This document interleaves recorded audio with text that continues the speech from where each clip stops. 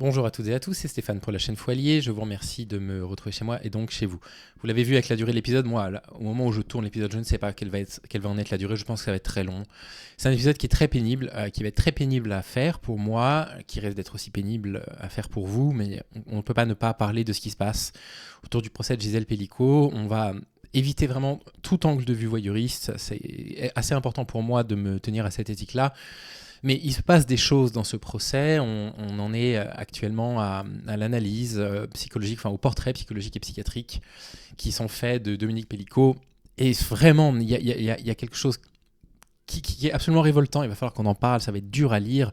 Le trade est interminable. Je remercie un millier de fois Juliette Campion, qui est journaliste pour France Info, je crois, qui couvre ce procès et qui nous décrit ce qui se passe actuellement dans le procès. Et lire son trade, qui est interminable, m'a été extrêmement pénible déjà dans mon trajet du retour, genre du travail. Et de devoir le relire une deuxième fois et essayer d'y apporter une analyse sur des choses aussi pénibles à lire, ce procès ne se passe pas comme on espérait qu'il se passe. C'est une évidence. Il ne se passera pas comme on espère qu'il se passe. Peut-être qu'il y aura des condamnations qui soulageront un petit peu tout le monde, mais vous allez le voir avec les expertises. Une expertise en particulier, on va en lire 3. Il y en a une d'une personnalité vraiment que je n'apprécie pas du tout, qui s'appelle Paul Benussan, Benussan ou Benussan, je ne sais pas, qui est catastrophique. Je ne comprends même pas qu'il soit encore possible, dans un procès d'une telle ampleur, de faire la rappel à de telles personnes. Avant de regarder cette vidéo, s'il vous plaît, je vous le demande pas souvent, mais allez voir la dernière vidéo de Padu avec Dr Zoé, qui s'appelle Affaire Mazan, la soumission chimique n'est pas ce que vous pensez. Elle est importante, elle résume ce dont j'ai parlé dans mes anciennes vidéos, donc si vous les avez vues, bon, voilà, ce sera peut-être une redite, mais si vous n'avez pas vu mon ancienne vidéo sur cette affaire-là, allez la voir. Dr Zoé rappelle plusieurs choses fondamentales, en particulier que ce qui est en train de se passer là sous nos yeux, ça n'est pas un fait divers, c'est un fait social. On est en train de raconter la domination masculine, la toute-puissance masculine, l'objectivation du corps des femmes par les hommes. On est en train de raconter dans ce procès-là finalement le procès d'une société complètement malade qui ne perçoit plus les femmes que comme des objets à la disposition du désir des hommes. Et vous allez voir que Dominique Pelicot n'a pas le moindre remords. Le seul remords qu'il a, c'est celui de s'être fait prendre, et il est caractérisé par son manque profond d'empathie. Et donc Dr Zoé rappelle ça, rappelle en fait ce que c'est que la violence masculine aveugle, on manque d'empathie, que les hommes violents à l'encontre des femmes sont des hommes qui sont des produits d'une société qui produit des hommes complètement sociopathes, et je pèse mes mots, qui sont absolument incapables de ressentir la moindre empathie pour leurs victimes. Et on est en train d'assister à un procès de société. Et ça, c'est quelque chose qu'il faut comprendre. Et ce n'est pas un fait divers. Et la façon dont c'est traité comme un fait divers, de façon très spectaculaire par certains médias, m'agace. Et je fais tout mon possible pour m'éloigner du côté spectaculaire de ce procès, parce que c'est pas spectaculaire ce qui se passe. Ce qui se passe, c'est le quotidien de femmes dans la vie de tous les jours, qui ne sont strictement jamais crues, même lorsqu'il y a probablement 90 personnes qui ont été filmées, et donc probablement 300, c'est possible, voire plus de personnes qui ont été coupables dans cette affaire-là. Il y a 50 personnes qui sont à la barre, et malgré tout, il y a des suspicions sur Gisèle Pelicot. Malgré tout, il y a des propos qu'on ne devrait pas entendre. Et donc, Zoé le rappelle formidablement bien, on n'assiste pas à un fait divers. C'est pas un fait divers auquel on assiste actuellement. Allez voir cette vidéo, elle est importante. Et elle rappelle également ce qu'est la soumission chimique. Et c'est important, c'est important, on va en parler sur la chaîne ensemble, bien évidemment, on en parlera dans mon podcast aussi. J'ai lancé le podcast audio hier, je remettrai les liens dans la description si vous le souhaitez, parce que la soumission chimique, c'est quelque chose de beaucoup plus répandu que ce que vous imaginez, pratiqué par des personnes connues, des personnes inconnues. Nous, on a des témoignages, beaucoup de témoignages qui nous reviennent, de femmes qui ont subi des viols sous soumission chimique. Et donc voilà, Zoé met comme d'habitude les points sur l'i et les barres sur les t. Allez. On va lire ce trait. Donc, on est au 6e jour du procès, devant la cour criminelle départementale du Vaucluse à Avignon. On s'intéressera aujourd'hui à la personnalité de Dominique Pelicot et nous entendrons ses deux fils. On s'intéresse à sa personnalité du point de vue, bien évidemment, des experts qui du coup travaillent sur la question. Comme tous les jours depuis le début du procès, une longue file d'attente s'est créée. Elle rappelle un petit peu les faits, on va pas le rappeler parce que c'est glauque, on a déjà suffisamment parlé. Gisèle Pelicot se sent mal, donc voilà, elle n'a pas assisté à cette journée de procès apparemment. Ensuite, on nous a dit que l'audience a été suspendue pendant quelques instants, le temps que les avocats de la défense s'adressent aux journalistes. Ils ont déclaré qu'une quinzaine de plaintes ont été déposées, certains accusés ont été importunés à leur domicile et leurs enfants ont également été pris à partie à l'école. C'est la raison pour laquelle je pense que ce n'est pas une bonne idée de diffuser la liste de leurs noms sur Internet, d'autant que là, pour le coup, il n'y a pas besoin de se substituer à la justice est sur ces dossiers actuellement. C'est parfaitement inutile et ça les place en plus de ça dans une position de victime. Et c'est important qu'une telle chose n'arrive pas. C'est important qu'une telle chose dans une cour de justice ne puisse absolument pas effleurer l'esprit des jurés, l'esprit des juges, le fait que les accusés puissent être des victimes. Et c'est exactement ce qui est en train de se passer avec ce type de justice populaire qui, pour le coup, n'a pas lieu d'être en réalité. Ça n'a pas lieu d'être parce que là, on est dans une affaire qui est surmédiatisée, on est dans une affaire qui est judiciarisée, qui va aboutir à des condamnations à l'évidence. Il y a énormément de pressions qui sont mises actuellement sur les juges d'instruction, sur les juges, sur le procureur également. Et donc voilà, tout ceci est contre-productif et c'est ce que Juliette Campion rappelle. Donc, on entend maintenant la psychologue qui a effectué l'examen de personnalité de Dominique Pellicot. Alors, sachez que donc, la psychologue, elle a participé à l'enquête. Donc, c'est pas une psychologue experte, elle l'appelle experte à certains moments, mais elle se reprend très justement dans le trade. Et donc, cette partie-là me convient globalement. Et on va la lire, elle est importante, parce qu'on a des choses à dire sur ce qu'on va lire en réponse à ce qu'on peut lire au sujet de ce procès-là. Elle explique que le premier mari de la mère de Dominique Pellicot a abandonné son épouse, la laissant seule avec 2 enfants en bas âge. C'est Denis, le jeune frère de celui-ci, qui s'est ensuite mis en couple avec elle et qu'il a épousé. Dominique Pellicot parle de son père comme d'un homme violent, jaloux, égoïste, fainéant.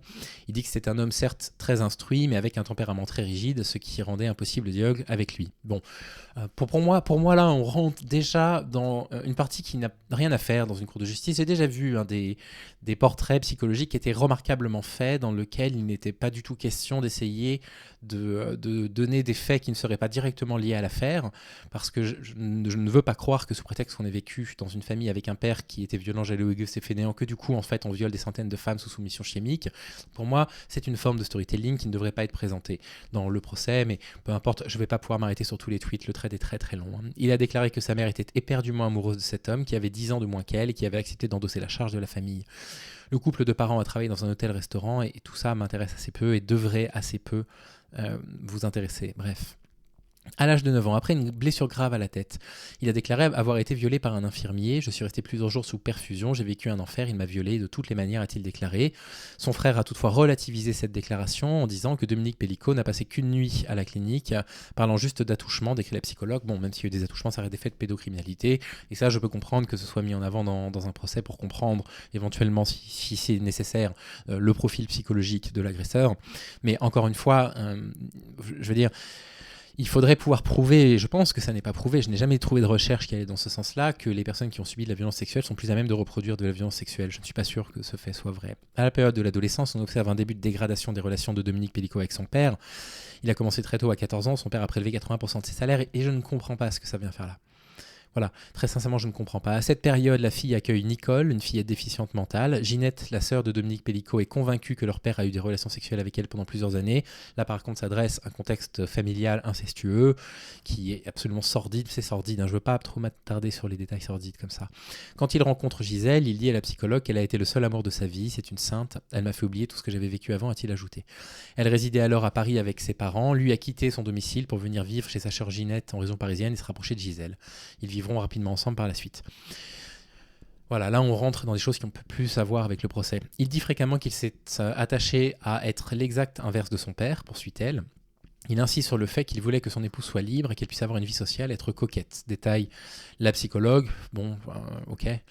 C'est très bien ce genre de déclaration d'intention, mais quand on voit ce qu'il a fait, l'enfer qu'il a fait subir à cette femme, on peut ressentir une hypocrisie absolument terrible en fait dans les déclarations qu'il a fait. On sent que le type est très calculateur, très froid, très manipulateur et très peu empathique, comme ça va être décrit après, pour oser dire après avoir fait ce qu'il a fait subir à son épouse qu'il voulait que sa femme soit libre, qu'elle puisse avoir une vie sociale, etc.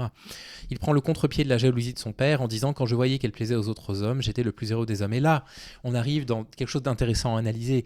Là, on arrive dans quelque chose qui je l'espère, a été présenté comme tel pendant le procès, mais Juliette Campion n'en fait pas état, donc peut-être que non, rentre dans la justification de ce qu'il a fait. C'est-à-dire qu'il n'y a aucune excuse dans ces déclarations, et là, c'est presque de la justification. Il est presque en train d'essayer d'expliquer que c'est pour elle qu'il a fait ça. Et là, on est dans une technique de manipulation vraiment très classique dont on a parlé. Vous savez, on en parlait, c'est une forme de Darvo, ça. C'est-à-dire nier sa culpabilité et essayer de renverser la situation. C'est-à-dire qu'en fait, moi, là, il renverse pas tout à fait une situation entre victime et oppresseur, mais c'est dire, moi, en fait, à la base, ça partait d'un bon sentiment. C'était pour qu'elle se sente bien. J'étais heureux de me dire qu'elle pouvait se sentir attirante parce que d'autres hommes la regardaient. Et il y a une objectivation du corps de sa femme qui est dramatique, parce que déjà, dans quel monde on considère que des femmes sont heureuses parce qu'elles se font mater dans la rue, quoi.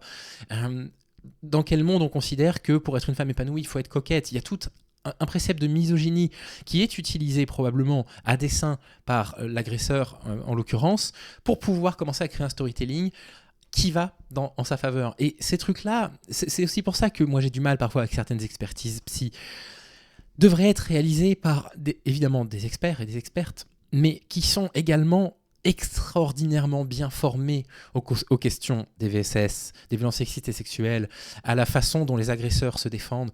Parce que on ne peut pas présenter des faits bruts comme ça. On peut pas dire, bah voilà, lors de nos entretiens, voilà ce qu'a déclaré Dominique Pellicot, il était content qu'elle plaise à d'autres hommes parce qu'il voulait pas reproduire les schémas nocifs de son père. Là, on a besoin d'une personne qui soit experte en cette question-là et qui puisse préciser, ce sont ces déclarations, et il faut les mettre en relation avec le fait qu'il s'agisse d'une des stratégies de l'agresseur relativement commune, à savoir essayer de se donner le beau rôle dans cette histoire-là pour s'en dédouaner. Parce que, encore une fois, ça fait partie des choses qui pourraient créer une forme d'empathie en faveur de Dominique Pellicot. Et c'est là, moi, que je suis gêné en fait avec ces expertises qui sont des expertises presque finalement décorrélées des faits qui sont reprochés. C'est-à-dire que on aurait probablement fait l'expertise psychiatrique de Dominique Pellicot de la même façon s'il avait été un braqueur de banque. Et ça me gêne parce que les éléments de langage qu'il va donner à une experte en psychologie, enfin une psychologue qui va travailler proche du dossier judiciaire, bien évidemment que ce sont des éléments judiciaires qui vont être des éléments judiciaires froids, calculateurs, qu'il va penser en amont, et on a besoin d'une spécialiste dans ces cas-là. C'est absolument nécessaire et indispensable pour pouvoir dire méfions-nous quand même de ce type de déclaration. Ce sont des déclarations qui sont formulées à une représentante de la justice. Et donc on sait que ça peut faire partie des stratégies de l'agresseur pour essayer de se dédouaner. Et ça peut créer de l'empathie chez les jurés, chez les juges. Et voilà, cette expertise psy, la première, elle n'est pas cata, hein, vraiment. Mais vous voyez, ça fait partie des choses qui pour moi doivent absolument être contrebalancées. Doit être contrebalancées, j'ai pas peur de le dire, par de l'analyse féministe en fait. Enfin, je veux dire, s'il y a bien un groupe social sur cette putain de planète qui a travaillé sur les questions de stratégie de l'agresseur, c'est les féministes. S'il y a bien un moment où en fait on a besoin de mettre de la théorie féministe dans un procès, c'est ce type de procès. Sinon quand en fait ? Sinon quand est-ce qu'on va se décider à arrêter de traiter les faits d'agression sexuelle comme des faits divers comme les autres ? Quand est-ce qu'on va commencer à les traiter comme des faits sociaux qui nécessitent du coup une prise en charge sociale par des personnes dont c'est la spécialité ? Et peut-être que la plupart des penseuses féministes n'étaient pas des juristes et des avocates, et peut-être qu'elles sont peut-être pas psychologues, mais alors dans ce cas-là, il faudrait qu'elles puissent participer à ce type d'entretien. C'est absolument indispensable. Quand est-ce qu'en fait on va leur donner la place qu'elles méritent dans cette société ? En fait, les féministes, elles passent leur vie à se faire cracher dessus, à se faire traiter de woke, de canceleuse, et on va revenir malheureusement sur ce type d'accusation, à monter les enfants contre les parents pour inventer des affaires de pédocriminalité. Elles ont toujours le mauvais rôle. Là, on a absolument besoin de théorie féministe dans ce type de procès, parce qu'il n'y a que les féministes qui ont théorisé la violence masculine comme étant un fait total, un fait absolu. Et je suis agacé en fait de lire ce type de déclarations qui, semble-t-il, n'ont pas du tout été contrebalancées par de l'analyse féministe très prudente. Quand leur fils cadet Florian est né en 86, Gisèle Pellicot a eu un amant dont Dominique Pellicot a appris l'existence de manière totalement fortuite. Il dit avoir récupéré son épouse en miettes quand cet amant l'a quitté. Par la suite, Dominique Pellicot dit avoir connu plusieurs aventures amoureuses et a même quitté le domicile conjugal pour vivre dans son propre logement avec une compagne. Cette relation de vie commune n'a duré que quelques mois, il est ensuite revenu avec son épouse. On s'est réconciliés, quand on aime quelqu'un comme j'aime mon épouse, rien ne peut nous séparer. Et là aussi, on a absolument besoin, c'est indispensable, d'analyse féministe. Regardez, il parle au présent, comme j'aime mon épouse, non. Là, on a besoin d'une analyse féministe pour ne surtout pas faire passer cet homme pour un type qui aurait agi par amour éperdu. Vous voyez ce que je veux dire ? C'est le mythe du crime passionnel, quoi, à la limite. Et là, on a besoin de quelqu'un d'une analyse féministe pour dire, en fait, l'amour et la violence, ce sont deux notions qui sont radicalement opposées. On n'est pas violent quand on aime, ça n'est pas possible. Ce sont deux notions qui sont radicalement opposées. Pour pouvoir tout de suite dire l'utilisation du présent, c'est de la pure manipulation, c'est du pur gaslighting. Hein. C'est du vrai gaslighting au sens premier du terme, c'est-à-dire qu'on assiste dans un procès à un homme qui a fait violer sa femme par plusieurs centaines de personnes, probablement au total, à minima 90, mais il y en a probablement eu plus, qui est en train d'essayer de vous faire croire que ce qu'il s'est produit, c'est produit par amour et non pas par violence. Là, elles sont où en fait ? les analystes féministes qui sont spécialisées de ce type de questions-là, pourquoi elles ne sont pas consultées dans ce type de procès. On est en train, avec ce procès-là, de faire presque le procès des hommes en société en ce moment, le procès des hommes dysfonctionnels en société. Et du coup, moi, je suis inquiet, en fait. Je suis inquiet pour la suite du procès, de lire ce genre de déclarations qui passent comme ça et qui peuvent avoir un impact dans la tête des juges, des jurés, parce que ce sont des personnes comme vous et moi qui, certes, vont essayer de prendre des décisions de justice, qui sont des décisions de justice indépendantes de leurs émotions, mais qui ne peuvent pas échapper à leurs propres émotions. Les juges ont des cours par rapport à ça. Je suis proche de certains juges, certaines juges en l'occurrence, qui me le disent. Les juges ont des cours pour apprendre justement à se dissocier, justement, émotionnellement, mais néanmoins, elles restent des êtres humains et des êtres humaines comme absolument n'importe qui. En 2004, ils ont divorcé par stratagème financier, mais ils ont poursuivi leur vie commune, ils se sont remariés en 2007. Le frère de Dominique Pellicot porte un regard très critique sur la mauvaise gestion financière du couple. Il part d'un remariage en grande pompe, précisant qu'ils avaient loué un très beau manoir alors qu'ils étaient fauchés comme des blés. Qu'est-ce que ça vient faire là ? Qu'est-ce que ça vient faire là, si ce n'est dresser un portrait aussi de Gisèle Pellicot négatif ? Qu'est-ce qu'on a besoin de savoir dans ce procès qu'elle gérait mal son argent si une telle chose était vraie ? En quoi c'est nécessaire ? Je ne comprends pas pourquoi c'est dit, du coup. Si vous voulez que ces éléments ressortent lors de l'expertise, lors de l'analyse psychologique, que Dominique Pellicot en parle, pourquoi pas, mais qu'est-ce que ça a besoin d'être raconté ici ? Qu'est-ce que ça a besoin d'être raconté pour proposer une vision non idéalisée, volontairement salissante de la victime ? Je ne comprends pas ce que ça vient faire là. Dominique Pellicot dit avoir été très présent auprès de ses enfants. Il a toujours essayé de faire en sorte qu'ils ne manquent de rien matériellement, ce qui est confirmé par les deux fils David et Florian. Et là, on a besoin, encore une fois, des experts et des expertes féministes. On a besoin d'une femme comme Ernestine Renet qui rappelle que les violences contre les femmes, c'est égal aux violences contre les enfants. Être violent envers sa femme, c'est être violent contre ses enfants. Et c'est parfaitement expliqué dans son ouvrage écrit avec le juge Édouard Durand. On a besoin d'entendre ce genre d'éléments, c'est indispensable. On se moque que les deux fils, David et Florian, estiment qu'ils n'ont manqué de rien matériellement. Ça n'est pas la question. À partir du moment où il y a des violences contre la mère, il y a des violences contre l'enfant. C'est automatique. Ce sont des choses avec lesquelles on ne devrait plus transiger. On ne devrait pas laisser passer ce genre d'éléments de langage. Précision. Gisèle Pellicot et Caroline Darian. Caroline Darian est la fille de Gisèle Pellicot. N'ont pas été auditionnés par la psychologue de par leur statut de victime. La psychologue se base sur les déclarations des fils, de la famille et des amis du couple. Beaucoup autour du couple parlent d'une maison accueillante, ouverte à tous. Des amis disaient « Qu'est-ce qu'on se sent bien chez vous ?» décrit l'expert. Les proches parlent de familles très unies. C'est pas aussi catastrophique que la deuxième partie, mais c'est pas bien. Vous voyez ce que je veux dire ? Encore une fois, j'en veux pas à cette psychologue. Il y a pas de dérive psychanalytique. Elle essaye pas d'excuser les faits de la personne, mais je trouve qu'elle relate des faits qui sont des faits qui ont, du coup, pour effet, si on est purement conséquentialiste, un tweet sur deux qu'on est en train de lire est un tweet pour quelque part réhabiliter Dominique Pellicot. Et vraiment, je m'interroge. Je ne vais pas me répéter, mais je m'interroge de l'absence d'analyse féministe matérialiste. Parce que c'est pas ce qui manque en France. Des féministes qui savent écrire, des féministes qui savent vraiment proposer de la pensée, c'est pas ce qui manque, et proposer de l'analyse fine de ce qui est en train de se passer. Aux yeux de tous, Gisèle paraissait épanouie et heureuse dans son couple. Voilà. Qu'est-ce que vous voulez qu'on fasse de ça ? Ça veut dire quoi ? Ça veut dire qu'elle l'a pas si mal vécu finalement au présent ? Bien sûr que c'est ça ce que ça sous-entend, cette phrase. Évidemment que cette phrase sous-entend ce genre de choses derrière. Mais ceux qui ont évolué dans le huis clos familial, et là on voit que du coup l'expertise quand même reprend un peu le dessus et s'améliore, apporte des nuances à ce tableau. Ils décrivent Dominique Pellicot comme quelqu'un de cachotier, menteur, qui ne supportait pas la contradiction et pouvait être colérique. Ils parlent de nombreuses et importantes dettes financières, ajoutant que le couple creusait son endettement en finançant des mariages et des baptêmes grandioses. En cas de désaccord, la discussion pouvait devenir houleuse. On s'en fiche un petit peu. Son fils Florian craignait son père et sa capacité à s'emporter très vite. Donc Florian, qui explique qu'il a manqué de rien, finalement nous parle de la peur de la violence de son père. Il parle d'un sentiment de malaise lié à l'intime et à la sexualité concernant son père. Quand il dormait avec ses parents dans leur chambre étant petit, ceux-ci avaient des rapports sexuels en sa présence.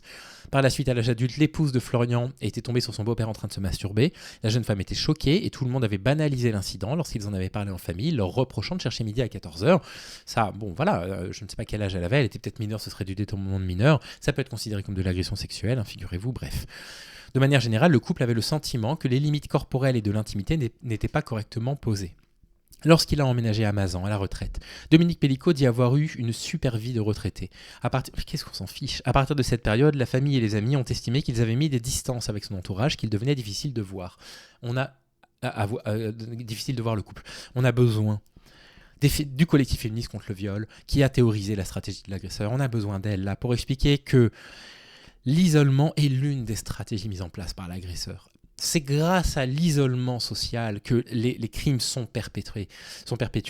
Et on a absolument besoin de toutes ces choses dont on parle sur la chaîne dans un procès d'une telle ampleur. On ne peut pas juste avoir froidement une sorte d'analyse psychologique qui serait complètement détachée d'une analyse féministe de ce qui est en train de se passer. Et comprenez que le fait que je sois un peu catastrophé et fatigué par rapport à ce que je vois vient du fait que je nourris une profonde inquiétude vis-à-vis de la façon dont le grand public pourrait percevoir cette affaire et d'une façon dont les jurys, dont les juges pourraient le percevoir également.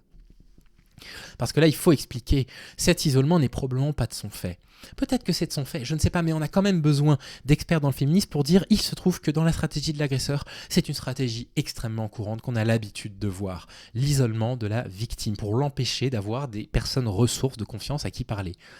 Les amis ont estimé que le comportement dirigiste de Dominique Pellicot, le mari, et autoritaire s'était renforcé dans le Vaucluse. Gisèle Pellicot paraissait accepter de manière docile le fait que son mari décide de tout, ont-ils souligné. Sa passivité est révélée par plusieurs personnes, c'est honteux ça pour moi.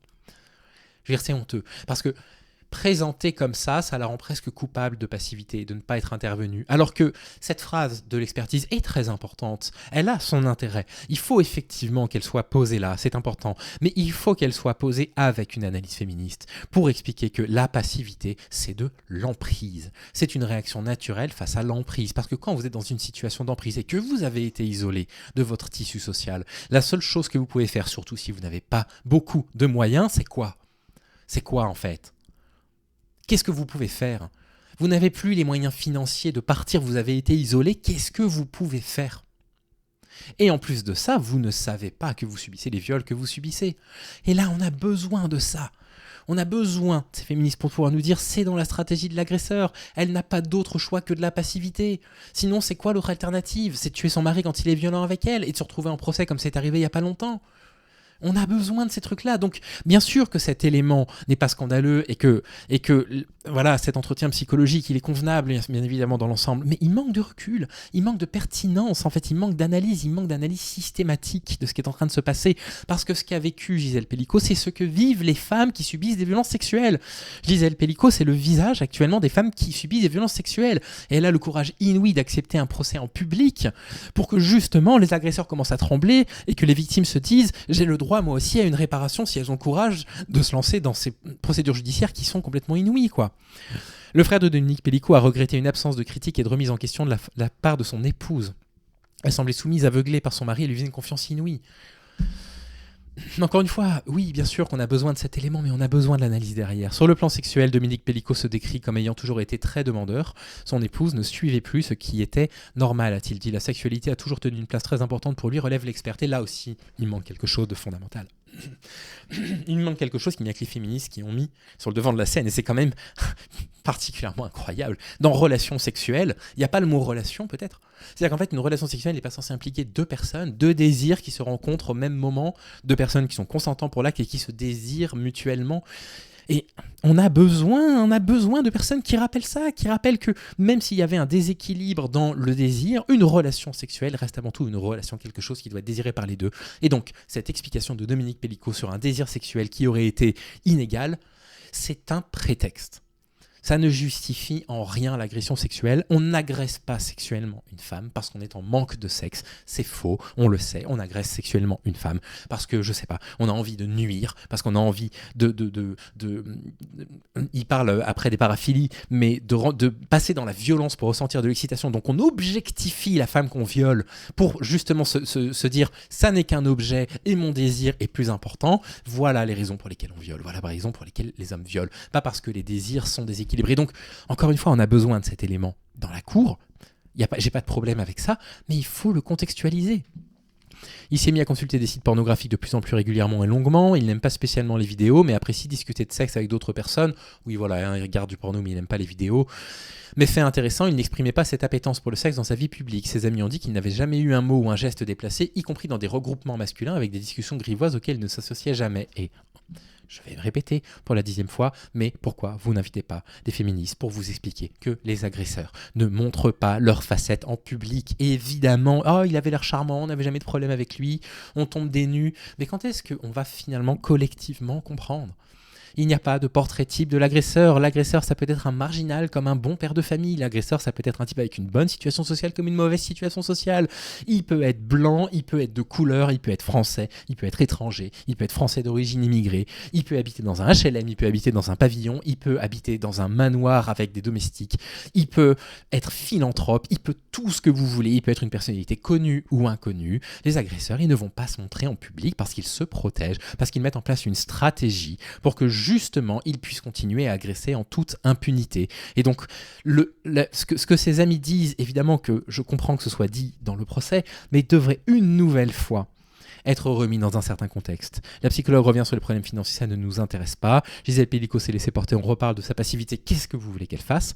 Nous les enfants, on a presque toujours été les parents de nos parents à déclarer un des fils de Gisèle et Dominique Pelicot. Je suis gêné par ça parce que de nouveau, ça place Gisèle Pelicot dans une position du coup dépréciative. En résumé, la psychologue estime que Dominique Pelicot vient d'une famille à l'histoire confuse, marquée par certains secrets où plane le spectre de relations sexuelles avec des mineurs. Ginette, la sœur de Dominique Pelicot, a dénoncé l'attitude malsaine de leur père à son égard. Il aurait voulu avoir la mère et la fille, a-t-elle dit à la psychologue. Le père de l'accusé aurait également utilisé la petite Nicole, la fillette accueillie par la famille, pour en faire sa maîtresse, la petite fille handicapée. Bref, c'est d'un glauque. On va pas continuer là-dedans parce que c'est trop glauque et c'est pas du tout ce que je veux vous montrer. C'est pas ça que je veux analyser. C'est le moins qu'on puisse dire. Là, il y a quelque chose de très intéressant qui manque encore une fois d'analyse féministe. Il était parvenu en apparence à accéder à une place de patriarche. Il donne l'image d'un couple fusionnel, complice, harmonieux, mais chacun a apporté un bémol à ses témoignages. Cette notion de patriarche, c'est pas pour rien qu'on parle de patriarcat, d'accord, de société qui est centrée sur la réussite, sur le développement personnel du père. Ça n'est pas pour rien. Le mot patriarche, il a un sens. Dans la littérature féministe, ça n'est pas un mot qui n'est pas connoté, ça n'est pas un mot neutre. Et on ne devrait pas balancer, il a une place de patriarche comme ça dans un tribunal. Ça devrait être expliqué, ça devrait être contextualisé. Il a une personnalité en double facette. Ajoutant qu'un clivage s'est produit entre la personnalité qu'il souhaite être et ce qu'il est vraiment. Ça, fait partie de l'analyse de la psychologue que je contredis absolument formellement. D'accord, il n'y a pas deux personnalités qui s'affrontent.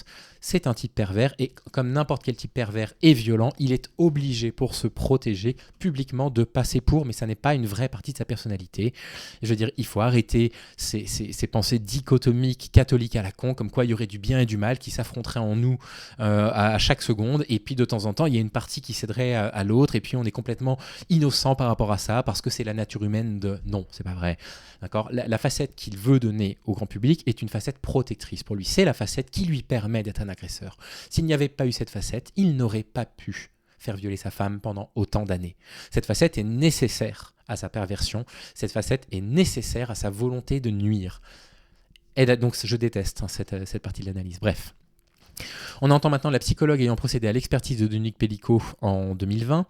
Elle souligne alors que Dominique Pelicot a reconnu les faits. Il dit avoir commencé à la retraite, mais qu'il y a eu des prémices en région parisienne. Qu'est-ce que ça veut dire, des prémices à des viols ?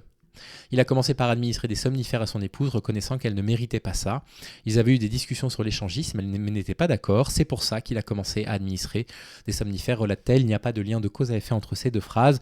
Encore une fois, cette analyse psychologique ne me choque pas outre mesure, même si j'ai beaucoup de choses à y redire comme la première, surtout la troisième qui pour moi est dramatique. Mais néanmoins, je trouve qu'encore une fois, elle manque de recul, elle manque de pertinence, elle manque d'analyse féministe, et que donc elle est potentiellement dangereuse parce qu'elle peut jouer en la faveur de Dominique Pelicot.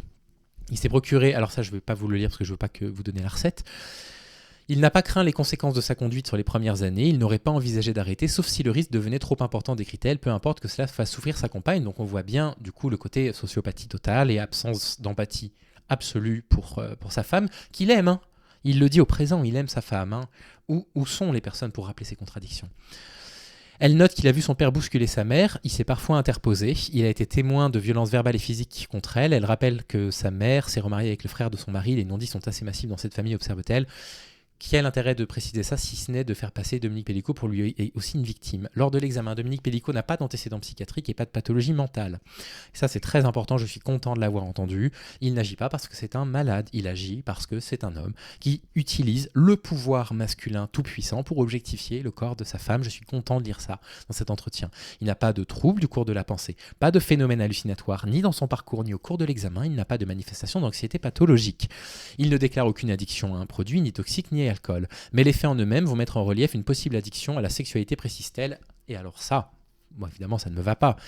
L'addiction à la sexualité, ça ne veut pas dire faire violer sa femme. Enfin, je veux dire, j'espère que j'ai pas besoin de développer ça. J'espère que si vous êtes sur cette chaîne, vous êtes tous aussi choqués que moi par ce genre de déclaration. J'espère que j'ai pas besoin de donner des arguments pour expliquer à quel point on ne peut pas utiliser une soi-disant addiction à la sexualité pour justifier un comportement, parce que c'est tout à fait ce qui peut être entendu par une cour. Il se présente avant tout comme un père et un grand-père, avec cette image d'un père de famille respecté et apprécié. On est dans l'image du patriarche dont on a parlé. Il ne voit pas sa partenaire comme un sujet à part entière à respecter, mais comme un objet. Là, on voit pour le coup une psychologue qui est expert du système judiciaire et qui rappelle que la violence est avant tout une objectivation de l'autre pour satisfaire des besoins pulsionnels et narcissiques. Besoins pulsionnels, je pense que c'est complètement faux, narcissiques à l'évidence. Ce sont les caractéristiques de fixation érotique du registre pervers, analyse l'experte. On a deux réalités qui vont coexister et ne pas communiquer entre elles. J'ai déjà répondu à cet argument. Il faut sortir, je pense, de ce clivage, quoi. Et elle dit que c'est un mécanisme de défense psychique pour éviter l'angoisse, une barrière inconsciente, étanche, qui sépare de réalité psychique et affective. Les deux parties de cette personnalité, Dominique Pellicot, non.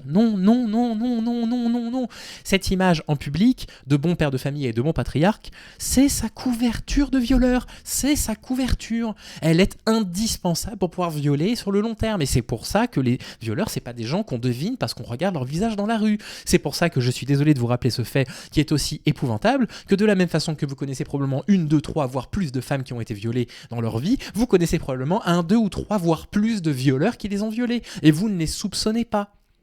Vous ne pouvez pas les soupçonner. Parce qu'ils ne peuvent pas violer si, dans leur vie de tous les jours, dans leur vie publique, ils montrent ces parties-là de leur personnalité. Ils ne peuvent pas violer dans ces circonstances. Et donc, c'est une persona qu'ils se créent délibérément. C'est pas une partie de la personnalité qui s'affronte. C'est pas leur partie du bien qui affronte la partie du mal. Ça n'est pas vrai. Ça n'est pas vrai. Il manque une analyse féministe indispensable à ce genre de choses. Concernant l'agression sexuelle qu'il dit avoir subie à 9 ans par un infirmier, il a déclaré à l'expert: j'ai réussi à passer par-dessus ça. La première personne à l'avoir su, c'est mon épouse. À l'époque, j'avais honte. Et donc là, moi, je déteste ça parce qu'il y a un storytelling. C'est oui, bon, d'accord, moi aussi, j'ai subi ce qu'elle a subi ma femme. Je suis passé par-dessus ça. Il faut les noter, en fait, ces éléments de manipulation. On va pas continuer à lire ça parce que là, pour le coup, voilà, lire des faits de pédocriminalité. Bon, bref, on n'est pas là pour faire du voyeurisme, mais pour comprendre un petit peu pourquoi ce procès nous inquiète un petit peu. Le président demande à l'experte pourquoi il n'a pas plus insisté auprès de sa femme pour qu'elle accepte de se plier à ses fantasmes. En résumé, elle pense qu'il voulait préserver l'image d'un époux qui allait respecter la demande de son épouse. Oui, bon, voilà, c'est simplement que non, il voulait la faire violer. C'était une volonté de sa part, il y avait une volonté de lui nuire. L'expert dit ne pas avoir repéré de déni qui serait de l'ordre de la pathologie. Le clivage a dû être puissant. Ça suffit le clivage. L'un des avocats de la défense demande si Dominique Pellicot a évoqué son rapport avec les autres accusés. Elle dit s'être concentrée dans son rapport sur sa relation entre lui et son épouse et qu'il n'a pas vraiment évoqué son rapport avec les autres accusés. Est-ce qu'il y a une notion de manipulation avec certains, poursuit-il? Il a pu représenter une sorte de modèle et a peut-être constitué un facilitateur pour d'autres personnes pour eux-mêmes franchir la barrière et aller réaliser leurs fantasmes. Mais là, on est dans un phénomène de contagion sociale du coup, de tout ce qui dysfonctionne dans le rapport que les hommes ont avec les femmes en société. Et si on veut renverser ce pouvoir, je ne cesse de vous le dire, c'est nécessaire pour nous, c'est nécessaire pour vous, c'est nécessaire pour tous les hommes qui regardent cette vidéo de s'interposer dans les situations où on constate du sexisme ordinaire d'une façon ou d'une autre, peu importe la façon. Désamorcer ça par l'humour, désamorcer ça en étant sec, désamorcer ça en vous interposant physiquement, peu importe, mais désamorcer ce genre de choses.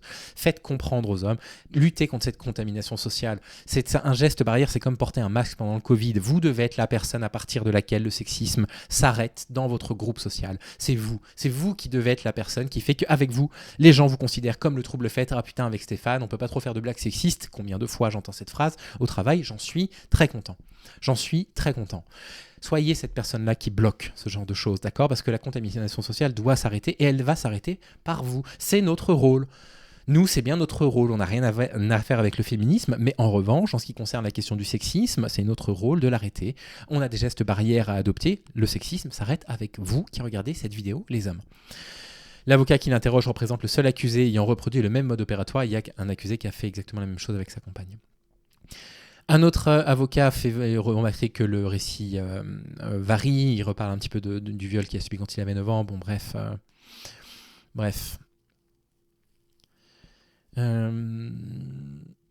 Ensuite, L'expert souligne qu'il n'a pas envisagé d'arrêter ces pratiques par phénomène de culpabilité, et s'il y a eu culpabilité de toute façon, ça n'a pas constitué un levier suffisant pour se dire il faut que j'arrête. Une autre avocate le questionne sur un épisode qu'a relaté Dominique Pellicot aux enquêteurs. Il a affirmé qu'en 1966, quand il était apprenti, des ouvriers l'avaient forcé à participer à un viol sur un chantier. Excusez-moi, je ne veux surtout pas, rentrer dans ce genre de côté. Et là, on arrive dans la catastrophe totale. Oh là là là là. L'audience a repris, on va entendre Paul Bensoussan. Alors Paul Bensoussan... Paul Bensoussan, c'est une personne qui déjà a des plaintes sur le dos, d'accord. 4 associations déposent un recours contre l'expert psychiatre Paul Bensoussan, partisan du syndrome d'aliénation parentale. Paul Bensoussan est la grande figure française qui essaye de faire passer l'aliénation parentale pour un fait scientifique, qui voudrait le faire rentrer dans le DSM. L'aliénation parentale est un phénomène totalement pseudo-scientifique, qui tend à dire que les enfants prendraient le parti volontairement de leur mère pour accuser leur père de fait pédocriminalité simplement pour lui nuire par aliénation à la mère, parce que l'aliénation parentale est systématiquement en faveur de la mère, bien évidemment. C'est absolument honteux, il est très critiqué par ses pairs. C'est quelqu'un qui a été vraiment extrêmement controversé. Il est intervenu comme témoin de la défense au procès d'Outreau. Bref, il a participé à l'affaire Sarah Halimi. Donc, c'est vraiment pas du tout le type de personne qu'on voudrait. Comment se fait-il que dans un procès aussi important, ce soit lui qu'on retrouve ? Comment c'est possible ? Comment c'est possible qu'il y ait une telle légèreté dans le choix qui a été fait de prendre comme expert psychiatre ce type de personne ? C'est bien lui qui procède à l'expertise de Dominique Pellicot. Et là, vraiment, bon, moi, je ne suis pas du tout content de ce qu'on va lire. Il fait état d'un contraste dans sa personnalité. Lui, il parle carrément d'un contraste. Un contraste. Donc, il se donne une apparence de vertu, de respectabilité. On appelle ça le moralisme. C'est une morale affichée. Beaucoup d'amis sont sidérés en apprenant les faits. Et Madame Pellicot elle-même disait avant de connaître ses agissements, je connais bien mon mari. Je n'apprécie pas du tout que ce type de phrase soit donnée sans contexte. Vraiment, je n'apprécie pas ça. Parce que ça tend à faire passer son mari pour quelqu'un de malgré tout attentionné, qui a quand même pris soin de sa femme dans les moments où elle était éveillée. C'est pas possible. En fait, on peut pas être un agresseur quand sa femme dort et pas un agresseur quand cette femme est réveillée. Ça n'est pas possible. Cette phrase n'a aucun sens. Cette phrase ne doit pas sortir de la bouche d'un expert psychiatre. Ça n'a aucun sens, en fait. Non, il n'y a absolument pas eu de quoi il parle, de contraste dans sa personnalité. Et je déteste le fait qu'il dise, Madame Pellicot dit, je connais bien mon mari, parce que, on vous le dit, hein, dans la journée, c'est quand même un mec bien. Oh là, je déteste ça. C'est une énigme de cette affaire, le clivage. Bah non, vous auriez invité des féministes, on vous aurait expliqué. Peuvent exister au sein d'un même individu deux personnalités absolument opposées, le clivage ne fonctionnant qu'avec le déni. Donc il est en train d'expliquer que, étant donné que sa femme est actuellement éveillée en procès, ils font face au bon Dominique Pellicot. Mais c'est scandaleux, en fait. Cette expertise psychiatrique, elle est honteuse. Mais qu'est-ce que c'est que ça ? Mais qu'est-ce qu'on est en train de lire, punaise ? Ça me met dans une colère. Au moment où le psychiatre le rencontre en décembre 2022, il a perdu 30 kilos depuis le début de sa détention. Il se déplace avec une béquille. Il se dit extrêmement saturé de parler de tout ça. Oh là là, le pauvre homme, on dirait Weinstein. Hein. Mais il se montre très manipulateur, flagorneur, en disant d'être content d'avoir affaire à quelqu'un de renom. C'est un homme raide, niveau postural, rigide, d'une extrême méfiance. Il connaît par cœur ce dossier monumental. Il en veut à sa fille d'avoir médiatisé l'affaire et l'accuse d'avoir détruit la famille. Il a même déclaré pourquoi Caroline avait-elle besoin de salir la famille. Je ne suis absolument pas sûr que ce soit nécessaire de répéter les propos d'un père, qui accuse sa fille, qui est au procès, qui en plus de ça a créé l'association M'endors pas pour lutter contre justement bref. Dominique Pellicot n'a pas hésité à dire que c'était un viol de l'instruction, une phrase ayant forcément une résonance particulière dans ce dossier. Mais ne donne pas les éléments de langage de l'agresseur, quoi. Ou alors contextualise-les. Alors il les contextualise un petit peu en disant il y a une résonance particulière dans ce dossier, mais dans ce cas-là, il faut parler absolument de la notion de Darvaux, en disant regardez, il essaye de se faire passer pour être lui la victime d'une forme de viol, et ça ne va pas du tout, parce qu'il est limite en train d'expliquer que finalement c'est leur fille, que finalement la coupable c'est Caroline Darian. C'est presque ça qu'il est en train de dire, et ça me manque cruellement. Ce qui est terrible, c'est que la vérité échappe à tous, et on ne peut pas compter sur M. Pellicot pour la donner. Je suis vraiment catastrophé de lire ce genre de phrase d'un expert psychiatre. Un expert psychiatre qui, de toute façon, est un anti-féministe convaincu pour pouvoir promouvoir le concept complètement délirant de syndrome d'aliénation parentale. Pardon d'avoir utilisé le mot délirant, j'ai été repris par Antonin Ager et je ne devrais pas utiliser ce type de mot, mais qui est un concept pseudo-scientifique au possible. Donc si, en fait, non, ça n'échappe à personne. Il a créé l'alter ego dont il avait besoin, qui n'est pas un alter ego. Il a créé cette personnalité qu'il savait montrer en public pour se protéger et pour pouvoir continuer ses crimes. Il rappelle qu'il n'a cessé de varier à la hausse sur le nombre d'hommes potentiels qui s'est rendu chez lui. Quand on lui demande pourquoi il droguait sa femme, La réponse est l'un des principaux éclairages pour ce dossier, pour faire des choses que je ne pouvais pas faire quand elle était consciente, a-t-il répondu. Oui, on n'avait pas besoin d'un expert psychiatre pour comprendre que voilà, pour faire violer sa femme par des inconnus, il fallait qu'elle ne soit pas consciente, évidemment. L'expert liste les nombreuses paraphilies de Dominique Pellicot. Je suis très prudent avec la notion de paraphilie pour essayer d'expliquer des comportements déviants sexuels. Il parle de fétichisme qui n'est pas un délit, il parle de voyeurisme qui est un délit parce que ça suppose qu'il y ait quelqu'un qui ne soit pas consentant. Il y a de l'exhibitionnisme chez lui, il agit devant les hommes avant de les inviter à procéder à leur tour. Le candolisme, le fait d'être excité par la vision de la partenaire pénétrée par d'autres hommes. Je n'aime pas du tout ce passage, je suis assez gêné. On a également la dimension de sadisme sexuel. On pense souffrance, violence sexuelle, mais c'est aussi l'humiliation infligée à la victime. Enfin, une phrase avec laquelle je suis d'accord avec cet expert. Il rappelle que les pratiques infligées à son épouse sont humiliantes. Les mots sont humiliants. Oui, c'est bien plus qu'humiliant. Les pratiques infligées à son épouse, l'humiliation est presque le cadet de ses problèmes finalement à Gisèle Pellicot. Elle a été violée, elle a été détruite psychologiquement dans sa chair. Enfin, je veux dire, oui, effectivement, bien évidemment que c'est humiliant, mais en fait, elle n'a pas à se sentir, elle, humiliée. Vous voyez ce que je veux dire? Elle est extraordinairement digne, cette dame. Et donc, les pratiques infligées à son épouse sont humiliantes. Je trouve que c'est une litote. Et je suis scandalisé par les mots qu'il a prononcés. Ça me scandalise vraiment. Je vous cache pas que je suis scandalisé. Humiliant, voilà. Probablement plusieurs centaines de viols, probablement. Au moins 90 coupables, 50 qui sont devant la justice. Oui, c'est humiliant. Hein. Enfin, je veux dire, quand on tombe dans la rue devant tout le monde, on se sent un petit peu humilié. Quand on a été violé par 50 personnes, est-ce que le mot qu'il faut choisir, c'est humiliant? Ensuite, il parle des vidéos. Il y a la domination-soumission. Il se comporte de façon très directive. De nombreux mises en cause le disent, on pourrait penser à un dominateur, mais la domination chimique l'exclut, car entre un dominateur et insoumise, il y a un jeu de rôle, pas ici. Non mais là c'est du viol, là c'est pas une question d'être dominant ou de soumission, là c'est une question que c'est un violeur, en fait il n'est pas dans un rapport dominant-soumis. Je suis très critique de ces rapports aussi, hein, même quand ils sont consentis, vous le savez, hein, j'en ai déjà parlé, mais néanmoins là c'est pas du tout dont on est en train de parler. L'expert psychiatre Paul Bensoussan observe que certains accusés ont dit qu'ils avaient cru à un jeu, qu'elle simulait le sommeil. J'ai dit qu'elle disait quelques mots, mais il faut vraiment faire des efforts pour croire qu'elle simulait le sommeil. Donc dans ce cas-là, pourquoi leur donner des billes en fait? Pourquoi leur donner des balles aux violeurs si a priori ce qu'ils racontent c'est n'importe quoi? Et le président l'interroge sur sa dangerosité et là, moi, je sais même plus quoi répondre à sa réponse. Je ne vais même pas la commenter. Si Monsieur Pellicot avait entre 20 et 40 ans, je pourrais considérer sa dangerosité comme très élevée, car on ne sait pas modifier l'orientation érotique de quelqu'un. Violer des femmes n'est pas une orientation érotique. Je fais tout ce que je peux là pour rester courtois. Je fais tout ce que je peux pour ne pas être insultant. Je fais tout ce que je peux pour ne pas sortir de mes gonds. Mais non, ce n'est pas une orientation érotique que de faire violer sa femme par 50 hommes. Je suis